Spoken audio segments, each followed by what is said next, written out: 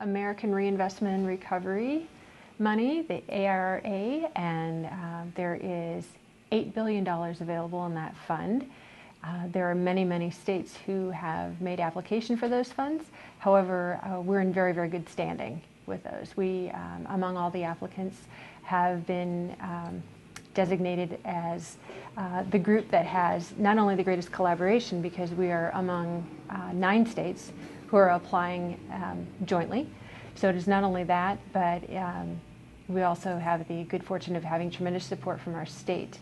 Our governor and the elected officials at the state level also have allocated $3 million for the operation of the train, which is of critical import to Amtrak and to the federal government, because none of the federal money can be spent on operating expense.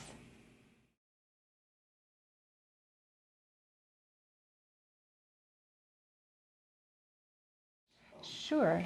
Pre-application went in the beginning of July, and there is time to get feedback from the federal officials, and the final application will be due in early October, and it may be only weeks before we have any kind of response, and we know that we'll be able to proceed at that time.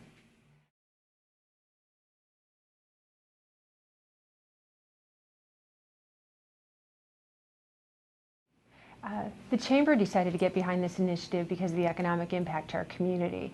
We have the opportunity to provide downtown Iowa City with a brand new gateway. If you look at the economic opportunities as a result of people exiting the train and kind of looking at Iowa City with a new perspective, it's very important to our community, and it'll be replete with opportunities for development.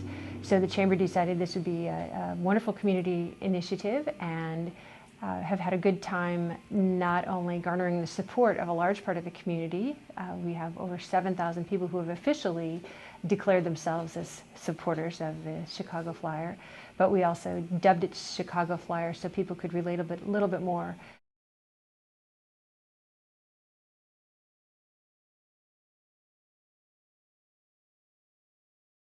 They do. We've worked very, very closely with them. They have provided us with lots of materials and information about how they embarked on their campaign, and we have modeled ours after theirs. They've been a great advocate. It's to their advantage to pull the passenger rail through their community to Iowa City, and we will certainly look forward to doing the same for Des Moines and Omaha.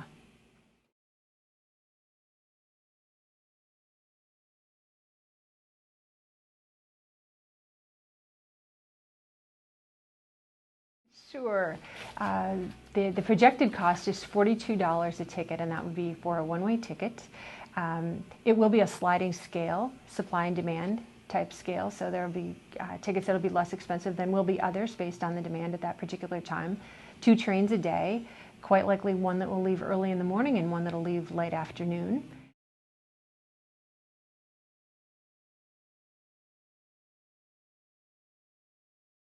We know that 6,000 students, approximately 6,000 University of start over. All right, we know that approximately 6,000 students at the University of Iowa are from the Chicago suburbs or Chicago area in general, and so there will certainly be many students riding the passenger rail home, but we also know that there will be people who've graduated from the University of Iowa who are maybe just Big Ten sports fans who want to come for that purpose and enjoy the amenities of Iowa City in the process. There are those who have difficulty with driving for whatever reason, and this is an opportunity for them to be able to make that trip to Chicago that they enjoy so much. There are business travelers who may elect to go over and return in the same day, knowing that they'll be able to work along the way. They'll have a laptop, and we'll have wireless internet available, and it'll be a wonderful way for them to continue working as they travel back and forth.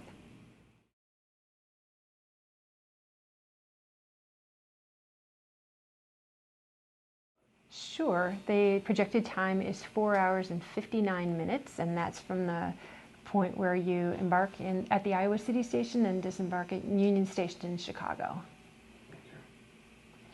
187,000 riders is what's projected in the feasibility study, which was conducted by Amtrak.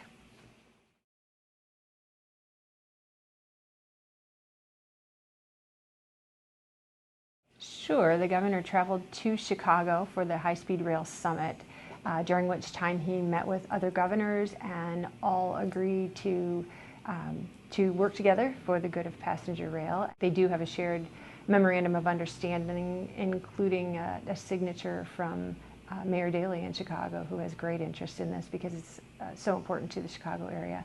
You know, increasingly, workforce is looking for quality of life in addition to other things from their employers. And this is a quality of life issue. It's the chance for people who live in this area to enjoy the wonderful benefits of living in a town like Iowa City, where things are accessible and the living is easy, and yet be able to take off on a weekend if they elect to do so and get to Chicago efficiently and easily. And so we're very hopeful.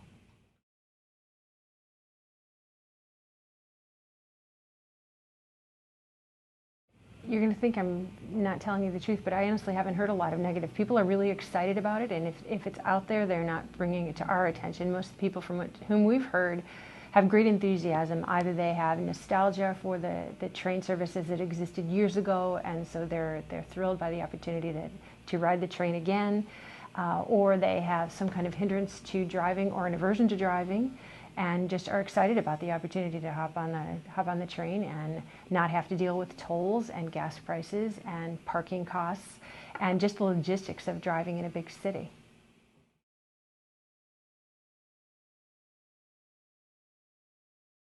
Sure. Well, the track is in place, and because we're using a pre-existing track, it's a matter of making improvements so that it can accommodate a higher speed train.